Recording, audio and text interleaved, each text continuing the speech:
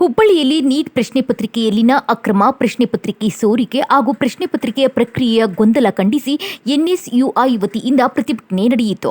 ಆ ಕುರಿತು ಒಂದು ವರದಿ ಇಲ್ಲಿದೆ ನೋಡಿ. ಹೌದು, ಹುಬ್ಬಳ್ಳಿಯ ವಿದ್ಯಾನಗರದಲ್ಲಿರುವ ಬಿವಿಬಿ ಇಂಜಿನಿಯರಿಂಗ್ ಕಾಲೇಜು ಮುಂಭಾಗ ಎನ್ಎಸ್ಯುಐ ಕಾರ್ಯಕರ್ತರು ಹಾಗೂ ವಿದ್ಯಾರ್ಥಿಗಳು ಪ್ರತಿಭಟನೆ ನಡೆಸಿದರು. ನೀಟ್ ಪ್ರಶ್ನೆ ಪತ್ರಿಕೆಯಲ್ಲಿ ನಡೆದಿರುವ ಅಕ್ರಮಗಳ ಬಗ್ಗೆ ಪಾರದರ್ಶಕ ತನಿಖೆ ನಡೆಸಬೇಕು ಎಂದು ಒತ್ತಾಯಿಸಿದರು. ಇನ್ನು ನೀಟ್ ಪರೀಕ್ಷೆಯನ್ನು ಸಮರ್ಪಕವಾಗಿ ನಿರ್ವಹಿಸುವಲ್ಲಿ ಕೇಂದ್ರ ಸರ್ಕಾರ ವಿಫಲವಾಗಿದೆ. ಇದರಿಂದ ವೈದ್ಯಕೀಯ ಶಿಕ್ಷಣದ ಕನಸು ಕಂಡಿರುವ ಲಕ್ಷಾಂತರ ವಿದ್ಯಾರ್ಥಿಗಳ ಭವಿಷ್ಯಕ್ಕೆ ಧಕ್ಕೆಯಾಗಿದೆ ಎಂದು ಪ್ರತಿಭಟನಾಕಾರರು ಆರೋಪಿಸಿದರು. ಅಲ್ಲದೆ ಪ್ರಧಾನಿ ನರೇಂದ್ರ ಮೋದಿ ಹಾಗೂ ಕೇಂದ್ರ ಶಿಕ್ಷಣ ಸಚಿವ ಧರ್ಮೇಂದ್ರ ಪ್ರಧಾನ್ ಅವರು ನೈತಿಕ ಹೊಣೆ ಹೊತ್ತು ರಾಜಕೀಯ ನೀಡಬೇಕು ಎಂದು ಆಗ್ರಹಿಸಿದರು. ಒಟ್ಟಾರೆ ಪ್ರತಿಭಟನೆಯಲ್ಲಿ ವಿದ್ಯಾರ್ಥಿಗಳು ಹಾಗೂ ಕಾರ್ಯಕರ್ತರು ಭಾಗವಹಿಸಿ ಶಿಕ್ಷಣ ವ್ಯವಸ್ಥೆಯಲ್ಲಿ ಪಾರದರ್ಶಕತೆ ಮತ್ತು ವಿಶ್ವಾಸಾರ್ಹತೆ ಕಾಪಾಡುವಂತೆ ಒತ್ತಾಯಿಸಿದರು. ನೀಟ್ ಅಕ್ರಮ ಪ್ರಕರಣದ ಸಮಗ್ರ ತನಿಖೆ ನಡೆಸಿ ತಪ್ಪಿತಸ್ಥರ ವಿರುದ್ಧ ಕಠಿಣ ಕ್ರಮ ಕೈಗೊಳ್ಳಬೇಕೆಂಬ ಆಗ್ರಹ ಮತ್ತೊಮ್ಮೆ ಕೇಳಿಬಂದಿತು. I am here to put my concern regarding NEET scam, which is already happening from past 2 years and this year also has happened. Nearly 22 lakh of the students have been affected so far. Not only NEET, but many of the exams face such kind of corruptions, misleads, and many other problems. But government is not accountable on that. And if we ask the resignation of Education Minister, still the Prime Minister is busy visiting to other countries.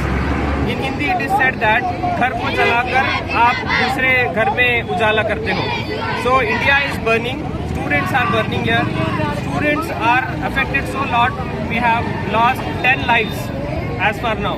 I am a student of PC Jobbing Science College. As I am a science student, I know how much the students are struggling for studying and ಎಲ್ಲರೂ ಓದ್ತಾರೆ, ಇಷ್ಟು ಓದ್ತಾರೆ neat ಎಕ್ಸಾಮ್ಸ್ಗೋಸ್ಕರ ಎಷ್ಟೆಷ್ಟು ವರ್ಷದಿಂದ prepare ಮಾಡಿರ್ತಾರೆ, college drop out ಮಾಡಿರ್ತಾರೆ, neat ಸಂಬಂಧ ಎಷ್ಟೆಷ್ಟು ಅಟೆಂಪ್ಟ್ಸ್ ಕೊಟ್ಟಿರ್ತಾರೆ, ಆದರೂ ಇವ್ರು ಪೇಪರ್ ಲೀಕ್ ಮಾಡ್ತಾರೆ. ಇಷ್ಟು ಸ್ಟ್ರಾಂಗ್ ಗೌರ್ಮೆಂಟ್ ಐತಂತ ಹೇಳ್ತಾರೆ, ಇದು ಮಾಡ್ತೇನೆ ಅದು ಮಾಡ್ತೇನೆ ಅಂತ ಏನೂ ಜರೂರತ್ತೇ ಇಲ್ಲ. NEET national eligibility cum entrance ಟೆಸ್ಟ್ನಲ್ಲಿ ಸರ್ಕಾರ ಮತ್ತು NTA ಕೂಡಿ ಇವತ್ತೊಂದು ಹಗರಣವನ್ನು ಮಾಡಿದೆ.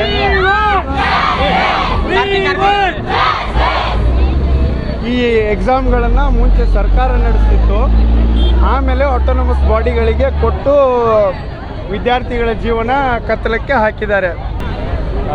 ಪೇಮೆಂಟ್ ಎಕ್ಸಾಮ್ ಮಾಡಿಬಿಟ್ಟೈತಿ. ಯಾಕಂದ್ರೆ ಲಾಸ್ಟ್ 2024 ಒಳಗೂ ಸೇಮ್ ಪೇಪರ್ ಲೀಕ್ ಆಗಿತ್ತು. ಅವಾಗೂ ಏನೂ ರೆಸ್ಪಾನ್ಸ್ ಮಾಡಿಲ್ಲ. ಈಗ ಸೇಮ್ 2026 ಒಳಗೂ ಲೀಕ್ ಆಗೈತಿ.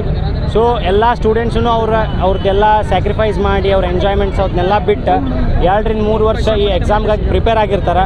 ಸೊ ಇವರು ಒಂದೇ ರಾತ್ರಿಗೆ ರೊಕ್ಕಕ್ಕೆ ಪೇಪರ್ ಮಾಡಿಕೊಂಡು ರೊಕ್ಕ ಇದ್ದವ್ರನ್ನಷ್ಟೇ ಡಾಕ್ಟರ್ ಮಾಡಬೇಕು ಅನ್ನೋದಾದ್ರೆ ಗೌರ್ಮೆಂಟಿಂದ ಒಂದು ಅನೌನ್ಸ್ ಮಾಡಿಬಿಡ್ಲಿ, ಇಲ್ಲಪ್ಪ ಇನ್ಮೇಲಿಂದ ನಾವು ಡಾಕ್ಟರ್ ಸೀಟ್ನ ಬರೀ ರೊಕ್ಕ ಇದ್ದವ್ರಿಗೆ ಅಷ್ಟೇ ಕೊಡ್ತೀವಿ,